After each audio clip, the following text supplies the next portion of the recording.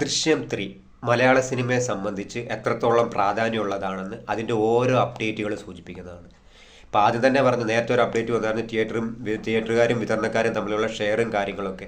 അത് തന്നെ ദൃശ്യം 3ക്ക് വേണ്ടി മാത്രം, അതായത് ഇതുവരെ ഒരു മലയാള സിനിമയ്ക്ക് അതുപോലെ ഒരു ഡീല് നടന്നിട്ടില്ല. ഒപ്പം തന്നെ അന്ന് പറഞ്ഞിരുന്ന ഹർത്താലാണ്, ഏതാണ്ട് 4 ആഴ്ച തിയേറ്ററിൽ ആളുണ്ടെങ്കിലും ഇല്ലെങ്കിലും പ്രദർശിപ്പിക്കണമെന്നുള്ള അങ്ങനെയുള്ള കുറേ ഡിമാൻഡുകൾ വിതരണക്കാർ വെച്ചിരുന്നു, പ്രൊഡക്ഷൻ ടീം വെച്ചിരുന്നു. അതെല്ലാം അംഗീകരിച്ചുകൊണ്ടാണ് തിയേറ്ററിൽ എത്തുന്നത്. ഒപ്പം തന്നെ ഇപ്പം വീണ്ടും വമ്പൻ റിലീസ് പ്ലാൻ ചെയ്തിരിക്കുന്നു. ഒപ്പം തന്നെ വമ്പൻ ഡീലുകളാണ് പുറത്ത് വന്നുകൊണ്ടിരിക്കുന്നത്. അതിൽ ഡിജിറ്റൽ ഡീലൊക്കെ വമ്പൻ തുകയ്ക്ക് വിറ്റുപോയെന്നുള്ള നിങ്ങളെല്ലാം ന്യൂസൊക്കെ കണ്ടിരുന്നു. അത് മലയാള സിനിമയെ സംബന്ധിച്ച് ഏറ്റവും ചിന്തിക്കാൻ പറ്റുന്നതിൽ അപ്പുറമുള്ള ഒരു തുകയ്ക്കാണ് ഡിജിറ്റൽ ഡീലൊക്കെ നടന്നത് എന്നാണ് പറയുന്നത്.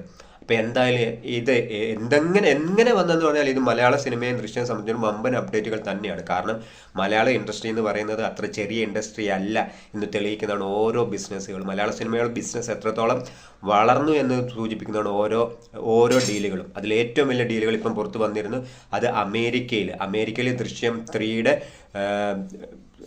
ഷെയർ വിറ്റുപോയേക്കുന്ന അതിൻ്റെ റേറ്റും കാര്യങ്ങളുമാണ് വന്നിരിക്കുന്നത്. 10 കോടിക്ക് മുകളിലാണ് ദൃശ്യം 3 വിറ്റുപോയിരിക്കുന്നത്.